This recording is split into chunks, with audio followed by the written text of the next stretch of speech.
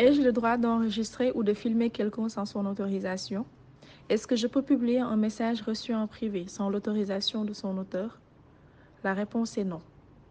En effet, depuis 2008, face à un développement toujours croissant de l'informatique et de ses applications, le Sénégal a mis en place un dispositif juridique spécifique à la protection des données à caractère personnel, à travers notamment la loi numéro 2008-12 du 25 janvier 2008 portant sur la protection des données à caractère personnel. Mais que faut-il entendre par données à caractère personnel? Une donnée à caractère personnel, dès lors qu'il s'agit d'une information servant ou pouvant servir à identifier une personne physique directement ou indirectement. Par exemple, donner le nom d'une personne ou publier sa photo sur Internet peut être considéré comme divulguer un renseignement personnel. Il en est de même pour les contacts, le numéro d'identification de la carte nationale d'identité, la plaque d'immatriculation et même l'adresse e-mail. Le traitement de telles données doit se dérouler dans le secret des droits et des libertés fondamentales, de la dignité des personnes physiques.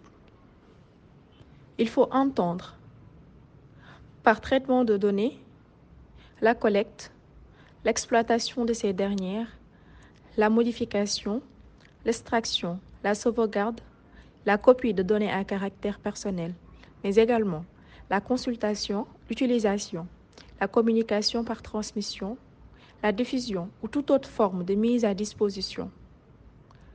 Il en va ainsi du rapprochement ou l'interconnexion de données à caractère personnel, le verrouillage, le cryptage, l'effacement ou la destruction de données à caractère personnel.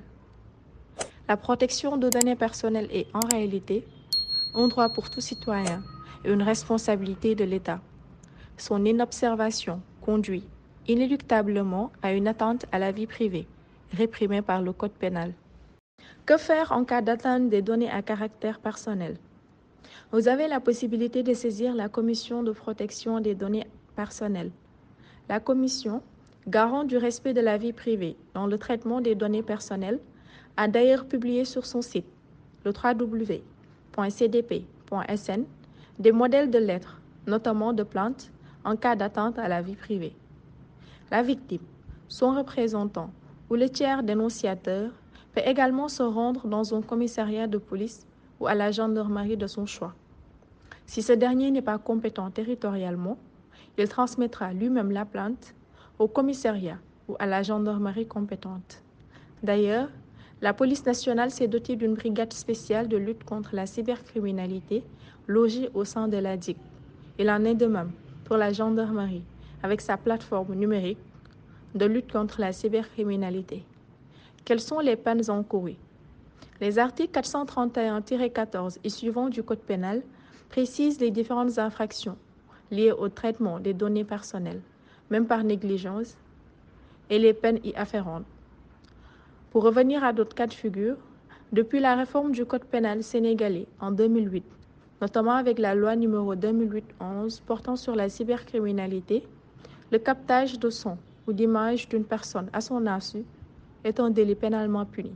De surcroît, l'article 431-19 de la loi 2016-29 du 8 novembre 2016 dispose que celui qui collecte des données à caractère personnel par un moyen frauduleux, déloyal ou illicite est puni d'un emprisonnement d'1 an à 7 ans ou d'une amende de 500 000 francs à 10 millions.